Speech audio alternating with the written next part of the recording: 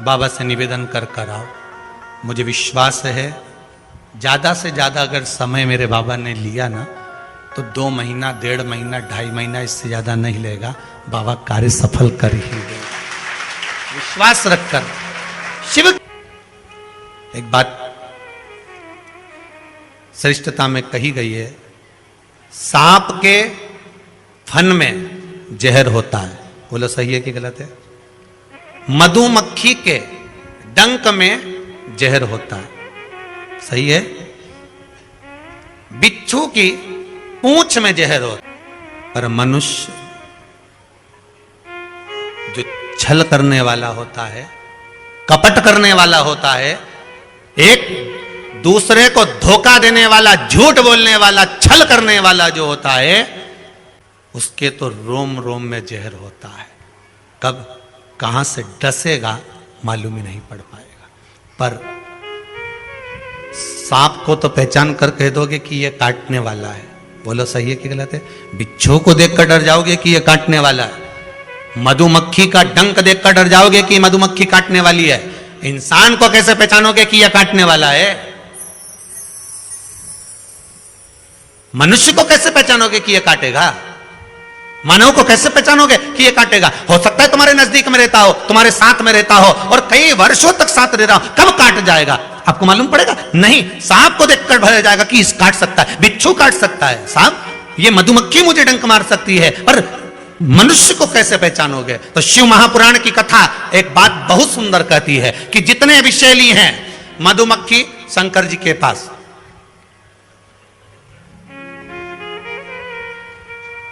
शिव जी का नाम एक धूमवान है। क्या नाम है? धूमवान।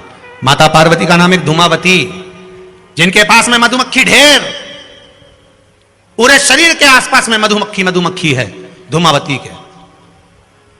शिव जी के गले में सर्प, वो भी विषैला, कानों में बिच्छू, वो भी विषैला। हम कैसे पहचानेंगे कि ये व्यक्ति विषैला है, ये हमको धोखा देगा, ये कपट करेगा, ये छल करेगा, ये झूठ बोलेगा, ये प्रपंच करेगा? कैसे पहचानेंगे? शिव महापुराण की कथा कहती है हमें पहचानना नहीं है। सांप डसेगा, ये उसका काम है। मधुमक्खी काटेगी, डंक मारेगी, ये उसका काम है। बिच्छू डंक मारेगा, ये उसका काम है। और मनुष्य हमको छलेगा, झूठ बोलेगा, कपट करेगा, हमारे साथ धोखा करेगा, ये उसका काम है। पर एक बात याद रखना, सांप का जहर उतारने वाले का नंबर अपने पास रख लो। काटेगा तुरंत उसके पास पहुंच जाना, फोन लगा के मैं आ रहा हूं, काट खाया। बिच्छू काटे, बिच्छू वाले का नंबर अपने पास रख लो, जैसे ही काटे तुरंत उसके पास पहुंच जाओ। मधुमक्खी काटे तुरंत उसके पास पहुंच जाओ। उसी तरह मनुष्य जब काटे तो श्री शिवाय नमस्तुभ्यम मंत्र याद रखना, बस जहर उतर जाए। शिव है, औघड़ी है, दयालु है, दातार है, कृपा का सागर है। महाराज ऐसा कोई कार्य नहीं जो बाबा नहीं करता। एक बात अपने ध्यान में रखिएगा, जिस समय पर आपको लगे कि कोई समस्या बहुत बड़ी आके खड़ी हो गई है, और बहुत बड़ी समस्या है, और आपकी दृष्टि में लग रहा है कि आपको ये समस्या बहुत बड़ी है, आपकी दृष्टि में आपको ऐसा महसूस हो रहा है कि ये समस्या बहुत बड़ी है और इसका कोई हल नहीं निकल रहा, सब जगह से होकर आ गए, हर जगह जाकर निवेदन कर लिया, विनती कर ली, और वो समस्या आपको लगता है कि बहुत बड़ी है, तो शिव महापुराण की कथा कहती है, महाराज बेलपत्री के पेड़ के नीचे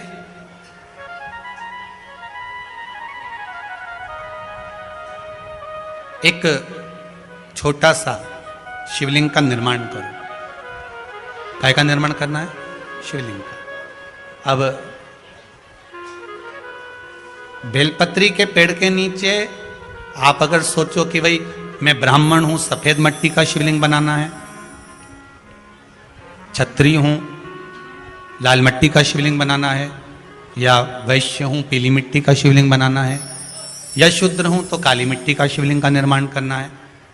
शिव महापुराण की कथा कहती है, लिंग पुराण कहती है, नर्मदा पुराण कहती है कि बेलपत्री के पेड़ के नीचे आप जिस शिवलिंग का निर्माण करें उसके लिए आपका वर्ण नहीं देखना, आपको तो बेलपत्री के नीचे की ही मिट्टी ले लेना, फिर वो जिस कलर की।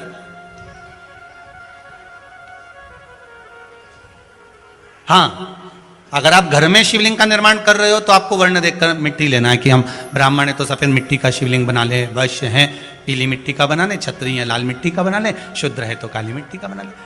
पर अगर कोई समस्या बड़ी विकट है और आपको लगता है कि इसका कोई हल नजर नहीं आ रहा, इसका कोई हल ही नहीं दिख रहा है, और ऐसा लग रहा है कि ये उलझते जा रही है गुत्थी, अब सुलझना नहीं है, अब उलझते गए और लगे कि अब ये सुलझना नहीं है, और अब ये कोई, हमने जितनों को बोला कोई नहीं सुलझा सका, हमने बहुत सोर्स फोर्स सब लगा लिया, तब एक बेलपत्री के पेड़ के नीचे या तो सोमवार को या सोमवार की अष्टमी पड़े उस दिन या फिर प्रदोष के दिन, प्रदोष काल में शिवलिंग का निर्माण कर लो। और महाराज 5 सफेद फूल, थोड़ी सी काली तिल, एक यज्ञोपवीत, पंचामृत स्नान कराने के बाद बाबा को समर्पित कर कर, बाबा से निवेदन कर कर, घी का दिया लगाकर विनती कर कर, उस शिवलिंग से निवेदन कर कर बाबा को अर्ध परिक्रमा देना है बेलपत्री की। कितनी परिक्रमा देना है? आधी परिक्रमा बेलपत्री की। आधी परिक्रमा कैसे? जैसे शिवलिंग का निर्माण आपने यहां करा तो सामने बैठकर अगर आप उठे हो तो आधा बेलपत्र के पीछे जाना और वापस लौट कर आ जाना, पूर्ण परिक्रमा नहीं, अर्ध परिक्रमा कर कर शिवलिंग को नमन कर कर, दीप जब ठंडा हो जाए शिवलिंग को उठाकर निवेदन कर कर विश्राम कर दीजिए। उस कार्य को बोलकर शिवलिंग को जल में विसर्जन करना। कौन सा कार्य? जो सब दूर से आप हार गए और लगा कि अब इसके सिवाय कोई सार तत्व नहीं है, तब करना ये उपाय, तब करना इस उपाय। बाबा से निवेदन कर कर आओ। मुझे विश्वास है ज्यादा से ज्यादा अगर समय मेरे बाबा ने लिया ना तो 2 महीना, 1.5 महीना, 2.5 महीना, इससे ज्यादा नहीं लेगा, बाबा कार्य सफल कर ही देगा। विश्वास रखकर शिव की आराधना कर, करुणा सागर शंकर है। विश्वास रखकर आपने अगर भाव प्रकट कर, कोई भी उपाय आप कर रहे हैं उसमें आपकी विश्वासता होना चाहिए, उसमें आपका भरोसा होना चाहिए, उसमें आपकी दृढ़ता होना चाहिए।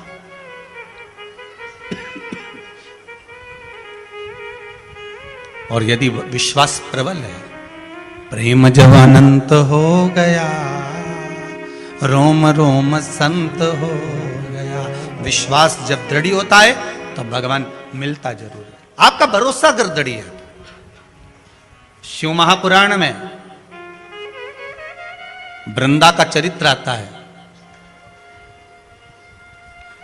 जलंधर के जब प्राण छूटते हैं, वृंदा जब रोती है तो भगवान से कहती है कि आपने मेरा सात्वित्व डिगा दिया और मैंने आप पर विश्वास करा था।